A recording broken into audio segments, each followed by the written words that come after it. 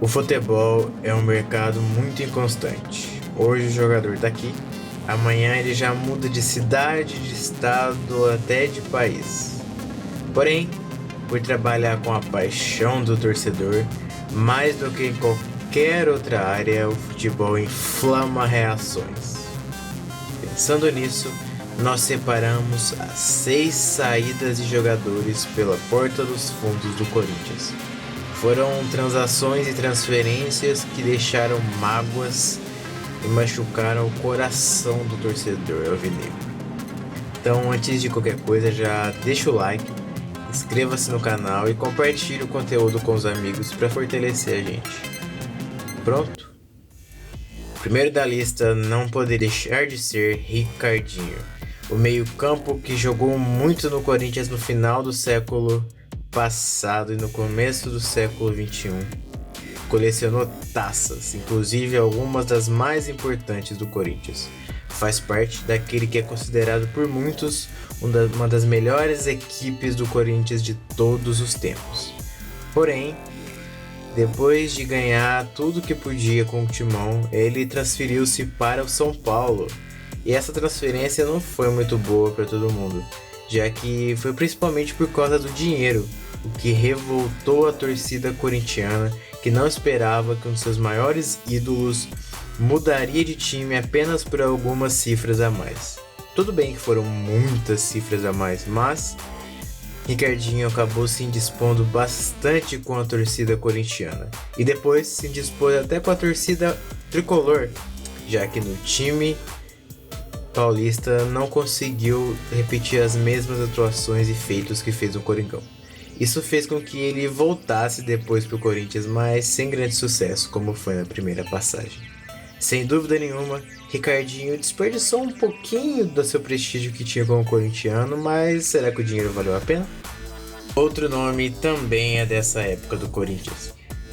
Kleber, lateral esquerdo formado nas categorias de base do Timão, integrou com Ricardinho mais Gil, aquele que foi considerado pelo próprio Carlos Alberto Parreira como o melhor lado esquerdo do mundo.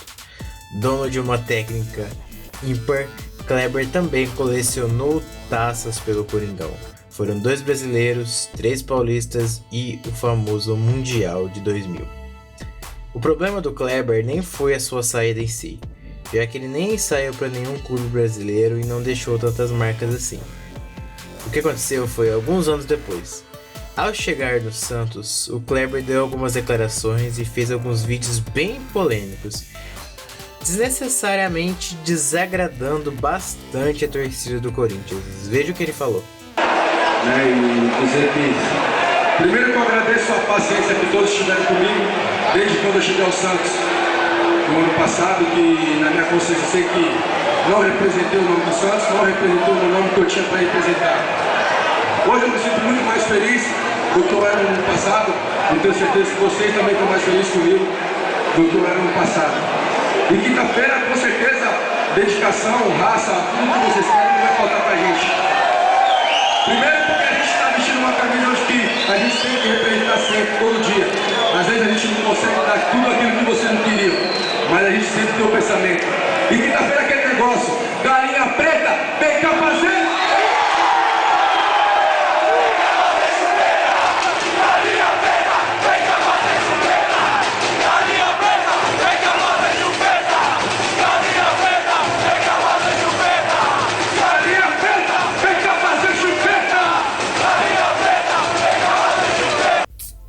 Andando um pouco mais no tempo, vamos chegar a Carlitos Tevez. O jogador teve uma passagem meteórica pelo Corinthians. Vindo com o dinheiro da MSI, foi um dos principais nomes do time de 2005 e realmente comeu a bola. Foram gols e muita raça dentro de campo que conquistaram a torcida do Corinthians. Tevez, então naquela época, era um verdadeiro deus para fiel. Só que em 2006 as coisas começaram a desandar. O jogador teve conflitos internos, brigou com o Leão e sumiu do Parque São Jorge, aparecendo em uma balada na Argentina.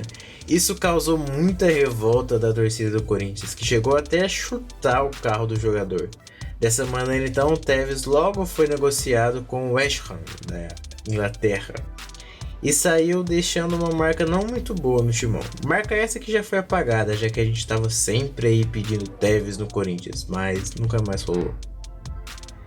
Não podemos falar em uma lista sobre negociações frustradas sem citar o nome de Alexandre Pato. O jogador chegou ao Corinthians em 2013 após a Taça de Campeão do Mundo pela bagatela de 45 milhões de reais. Vindo do Milan da Itália, o jogador não se firmou nem um pouco no time e acabou se tornando uma das transferências mais furadas da história do Corinthians, se não for a maior.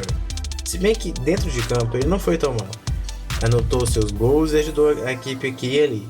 Porém, o problema do Pato foi como ele lidou com as situações mais difíceis que passou no Corinthians. Pelo seu próprio jeitão meio de artista, meio de boleiro famoso, ele não conquistou muito ali da galera do elenco, principalmente porque era um time campeão mundial e chegou um intruso. Mas ele se deu mal em outras ocasiões, como o famoso pênalti contra o Dida, que ele bateu no meio do gol, praticamente recuando a bola para o zagueiro. A própria personalidade do jogador não combinou muito com o Corinthians, e ele acabou saindo meio chutado do time. Falou uma série de coisas quando estava no São Paulo, provocou a torcida corintiana, provocou depois, e desse jeito foi apagando ainda mais a pouca boa imagem que ele tinha com o torcedor corintiano. Até cogitou-se a sua volta em 2016, mas não rolou. E desse modo, o Alexandre Pato virou persona não grata para a maioria dos corintianos. Outro contemporâneo de Pato foi Paulo Guerreiro. O jogador anotou simplesmente 2 dos gols mais importantes da história do Corinthians. Marcou na semifinal e na final do Mundial. Um gol de cabeça que fez milhões de pessoas ao redor do mundo gritar de emoção. Mas a saída dele não foi nada gloriosa. Depois de dar uma série de declarações falando que só jogava no Brasil pelo Corinthians, o jogador não conseguiu avançar nas renovações de contrato lá em 2015. O Flamengo ofereceu mais dinheiro e um contrato melhor para o Paulo, que aceitou. Então isso deu muita bronca com a torcida do Corinthians, porque pensou-se, poxa, se ele falou que não jogaria por nenhum outro clube no futebol brasileiro, por que por algumas cifras a mais ele se transferiu para o Flamengo? E até hoje Guerreiro é uma página que é uma incógnita na cabeça do corintiano, porque a gente comemora e é feliz pelos 2 gols que ele fez, mas fica aquela manchinha no currículo. O último nome dessa lista foi uma transferência estranha, que foi o fim do contrato de Ángel Romero. O jogador que era reserva e até certo ponto piada, ganhou bastante espaço no timão a partir de 2016, com muita raça dentro de campo e os seus golzinhos que o fizeram ser hoje o maior artilheiro da Arena Corinthians, Romero conquistou a torcida corintiana.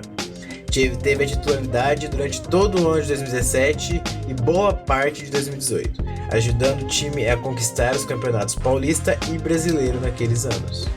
Só que a renovação, outro momento da renovação, pesou e trouxe polêmica. Do lado do Corinthians, André Sanches e os representantes do timão falavam que o jogador não queria renovar. Despacito teria dito Romero ao ser perguntado sobre a renovação.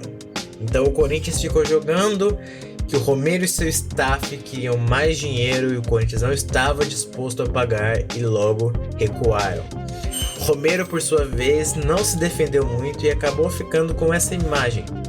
Muito torcedor corintiano acha que o errado foi a diretoria do timão.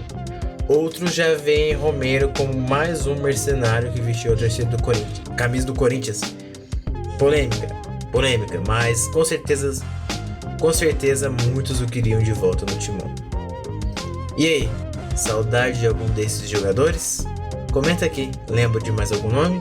Em breve podemos fazer a parte 2. Um grande abraço, continua acompanhando a página e vai Corinthians!